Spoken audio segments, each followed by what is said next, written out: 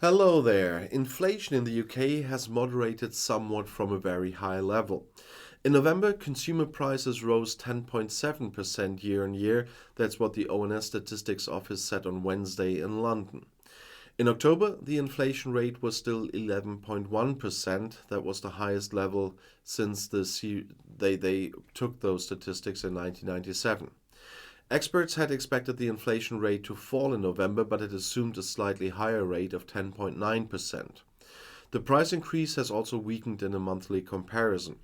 In this regard, the Statistics Office reported growth of 0.4% for November after consumer prices rose by 2% month on month in October. According to the Statistics Authority, one of the reasons for the lower inflation rate was a weaker increase in fuel prices. In November, these increased by only 17.2% year on year after the annual rate had been 22.2% in October. In addition, the rise in prices for used cars has weakened. For some time now, the British Central Bank has been fighting the sharp rise in prices by raising interest rates. It has raised its key interest rate several times since the end of last year and most recently to 3.0%. The next interest rate decision is scheduled for today when I'm filming this, so I don't have the exact one now. The market is expecting a further interest rate hike to 3.5%. Nevertheless, the strikes in Great Britain continue unabated. In Great Britain, many families are again threatened with a digital Christmas because thousands of employees of transport companies are on strike, and that's not the only industry on strike. The UK is being gripped by an unprecedented wave of strikes, which media say is likely to last for the 4 weeks around Christmas time. The start was on Tuesday.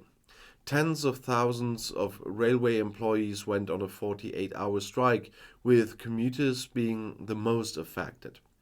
The strike also dominated local public transport on Wednesday. The disturbances are likely to continue until today when I'm filming. That's what The Guardian reported before another 2-day industrial dispute should start today when you're seeing this video. The RMT trade union expected 40,000 employees to take part and is fighting to avoid significant wage increases at the level of high inflation.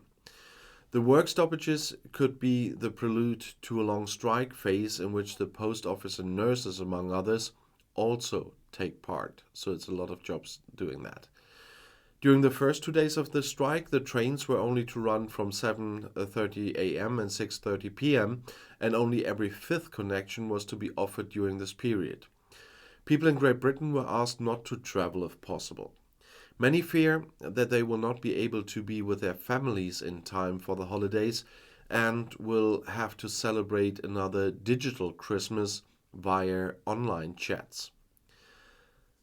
The railway companies are offering 5% more wages retrospectively for this year and a further increase of 4% in the coming year. The RMT trade union rejects this offer as insufficient against the background of currently more than, they say, 11% inflation. Now we know it's 10.7. By the end of this year, not a day will go without a strike in Great Britain. Work stoppages at airports, for example, are threatened over the travel-intensive public holidays. In many areas, the need is great given the high cost of living. Nurses in the public sector are even demanding a wage increase of 17% to compensate for the past few years of deprivation. The government, in turn, justifies its rejection of the high demands of the unions with tight public finances and the danger of a wage price spiral.